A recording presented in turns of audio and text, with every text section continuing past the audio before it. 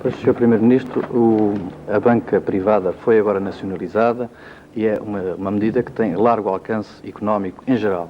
Todavia, nós gostaríamos de saber, para o povo português, para os portugueses em geral, qual é concretamente o significado desta medida?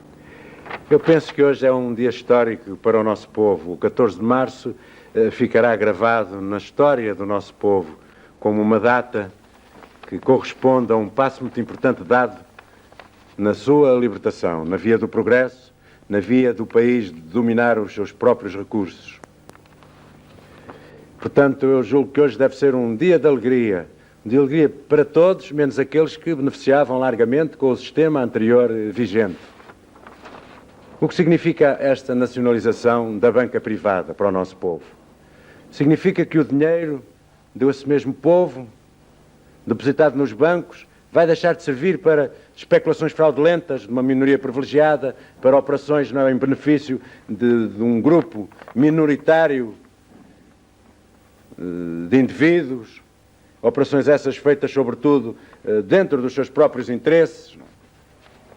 Vai passar a servir as verdadeiras necessidades do povo no desenvolvimento da agricultura, da indústria, do comércio interno, do comércio externo.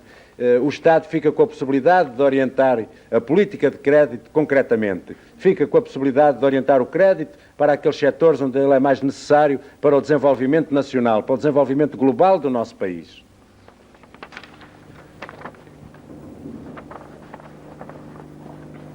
E quanto aos depósitos, o nosso povo, a população, a pequena burguesia, os quadros,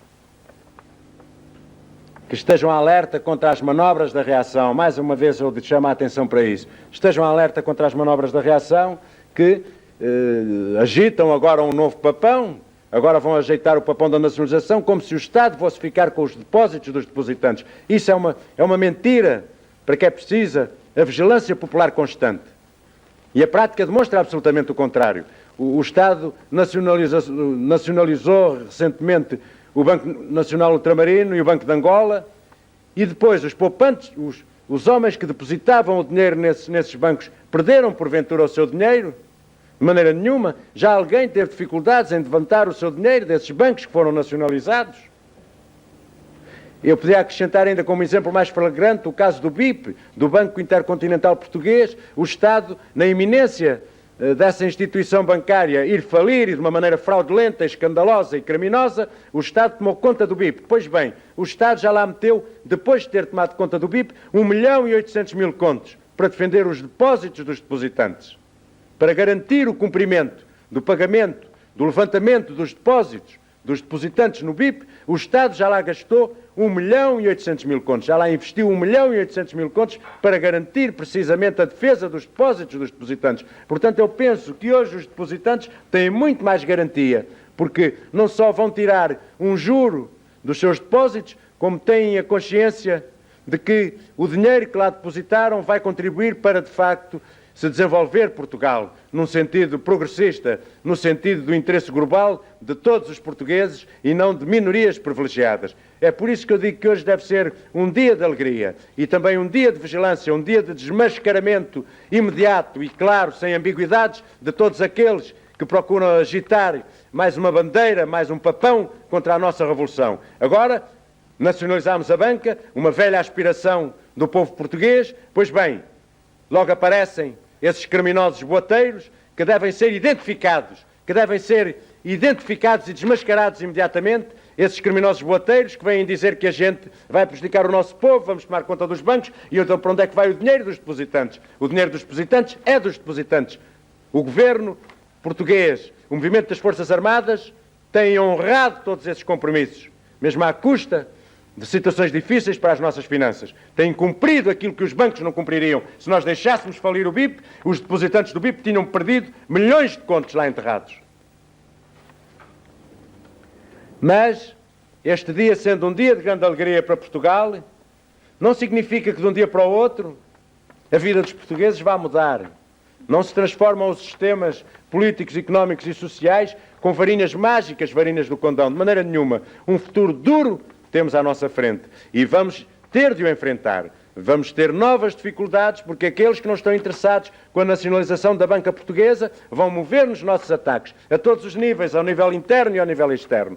O povo português tem que se preparar para uma vida dura, para uma vida de sacrifícios, mas são sacrifícios feitos em seu benefício próprio. Eu espero que este exemplo da nacionalização da banca mostre bem que o movimento das Forças Armadas deseja concretizar, firmemente concretizar, os passos do seu programa.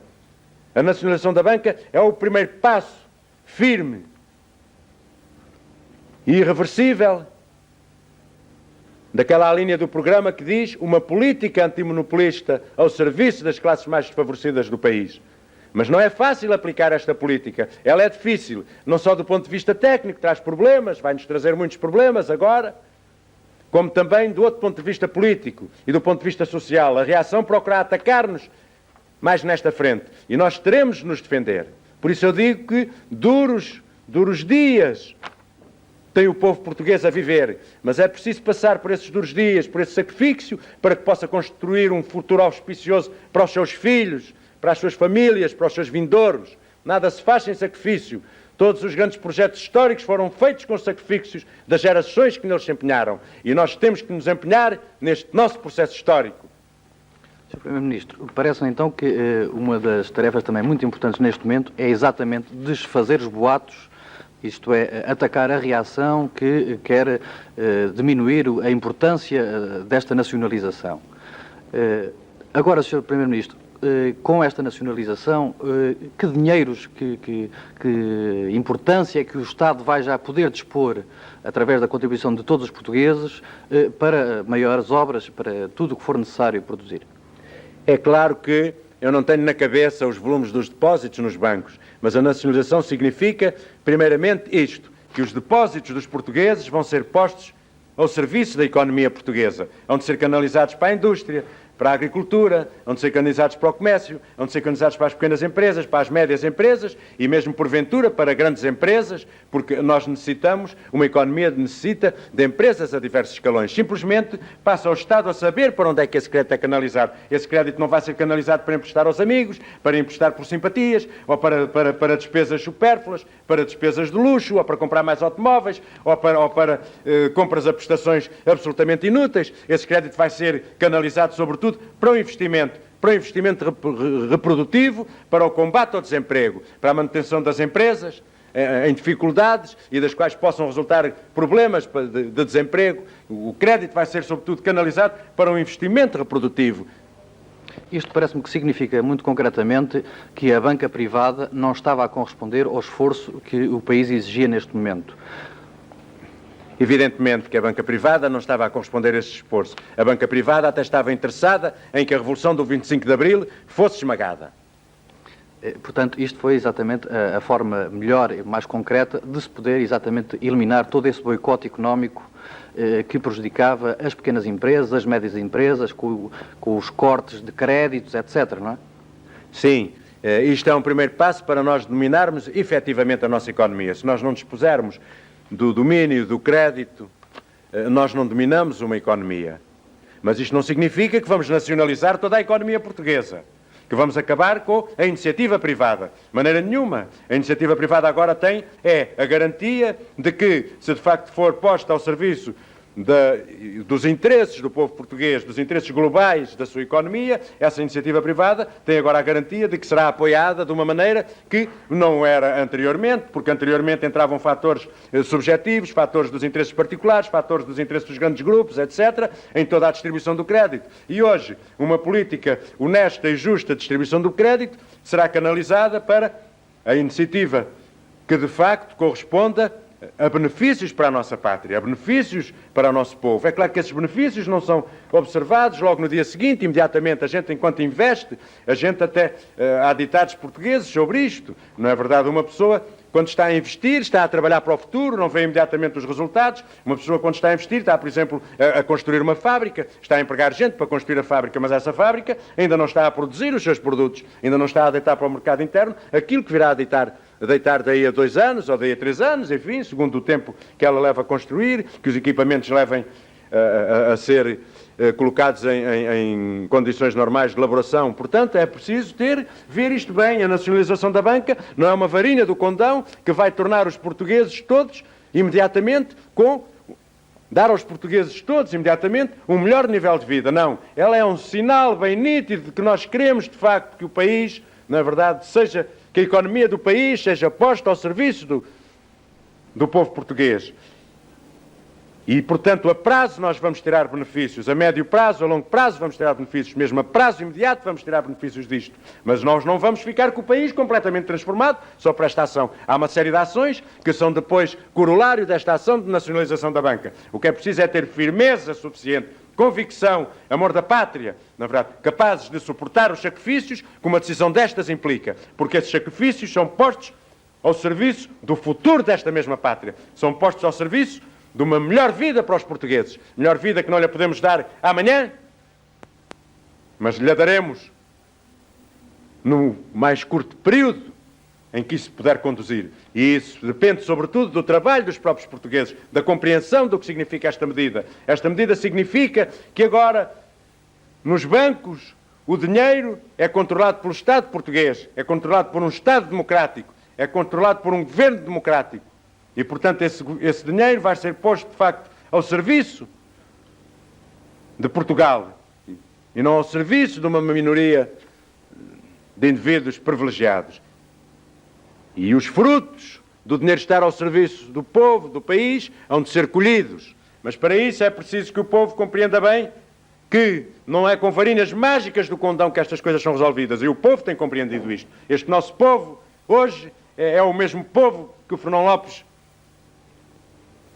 descrevia nas suas crónicas de 1383 e 85, um povo que se batia pela independência nacional, um povo que sai imediatamente para a rua quando sente que a sua revolução está em perigo, um povo que se une às Forças Armadas para defender as conquistas já obtidas, um povo que se une nessas Forças Armadas no combate à reação, que se sacrifica, que se dispõe a morrer por essa luta, pela luta do futuro da sua pátria.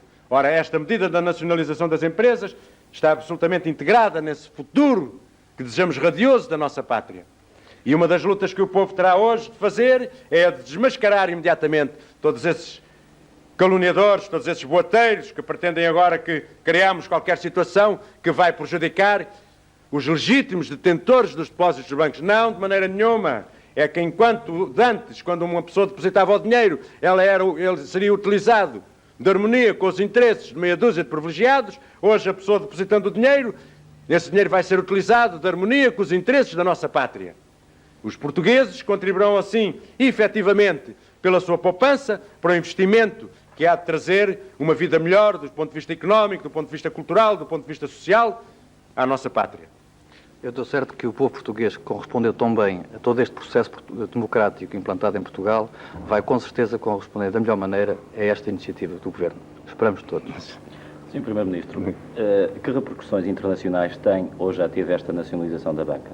Eu não sou adivinho. Eu hoje tenho passado aqui o dia a trabalhar e não li ainda nada da imprensa internacional, mas evidentemente que isto há de ter boas referências na imprensa internacional, como há de ter más referências na imprensa internacional. Isso há de depender dos setores aos quais pertence essa imprensa. Como todos os senhores sabem, a imprensa não é inócua. A imprensa não é inócua e, portanto, há gente que está interessada que a Revolução Portuguesa caminhe num certo sentido e há outra que está interessada em que a Revolução Portuguesa caminhe no sentido contrário. Isso tudo influencia as opiniões, os pareceres, as ideias que vão surgir na imprensa internacional sobre esta medida tomada, não é? Aliás, devo-lhes dizer que a própria França, no após-guerra, na verdade, em situação de certo modo parecida com a nossa, teve também que nacionalizar a sua banca. Se quis dominar o crédito, se quis dominar a reconstrução.